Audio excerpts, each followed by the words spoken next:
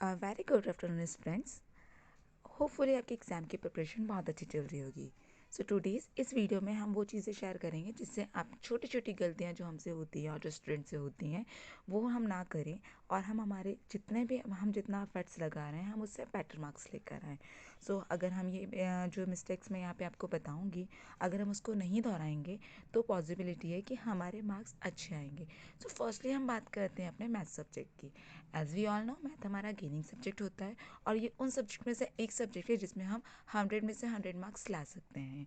So firstly हम क्या करेंगे, हमारी सबसे फर्स्ट टिप जो रहेगी मैथ सब्जेक्ट के लिए वो ये रहेगी कि जब भी हम कोई भी क्वेश्चन को सॉल्व करते हैं, सो हम उसके अंदर जो भी इक्वेशन का यूज़ करें, जो भी फार्मूला हमने पुट किया है, हम हमारी कॉपी के लेफ़्ट साइड एक बॉक्स बनाएंगे और उसमें हम मेंशन करेंगे हमें कौन सा फार्मूला हमने यूज़ किया है या हमने कौन सी इक्वेशन पुट की है।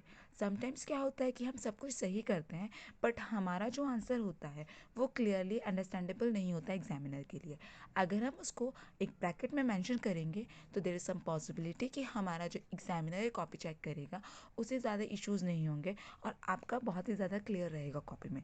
सेकेंडली हम क्या करते हैं, हमने देखा है पास्ट ईयर्स में मोस्ट ऑफ द स्टूडेंट जो है जो हमारी मिस्टेक्स करते हैं, हमारे पास बहुत प्रेशरिंग टाइम होता है जो हम एग्जामिनेशन हॉल में अवेलेबल रहते हैं।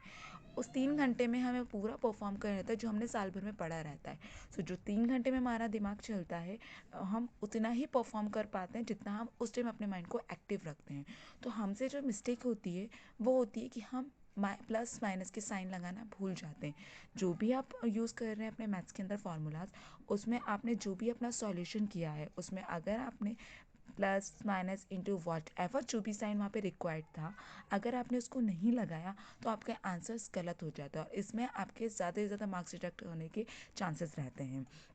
देन जब आप कोई भी इक्वेशन सॉल्व कर रहे हैं तो आपको ज़रूरी है कि आप डायग्राम उसके अंदर मैंडेटरी बनाएंगे। जैसे कुछ क्वेश्चंस हमारे पास ऐसे होते हैं जिसमें हमें डायग्राम में शो करना ही रहता है कि हमारा क्वेश्चन में एग्जैक्टली हम क्या कर रहे हैं।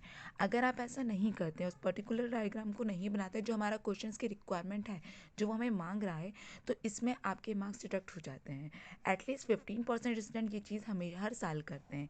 तो आपको ये ध्यान में रखना है कि जब भी हम ऐसे कोई भी क्वेश्चन सॉल्व करेंगे जिसमें डायग्राम की रिक्वायरमेंट है, तो हम उसको वहाँ पे अच्छे से नीट एंड क्लीन तरीके से बनाएंगे और उसको प्रॉपरली अच्छा बड़े बड़े मेंशन करेंगे ताकि एग्जामिनर को समझने में प्रॉब्लम ना हो और वो ईजिली उस चीज़ को समझ सके। और होपफुली कोशिश करें, अगर आप इन टिप्स को फॉलो करेंगे तो देयर इज सम पॉसिबिलिटी कि आप अपना मैथ्स के एग्ज़ाम में हायर से हायर और अच्छे से अच्छे मार्क्स लेकर आएंगे।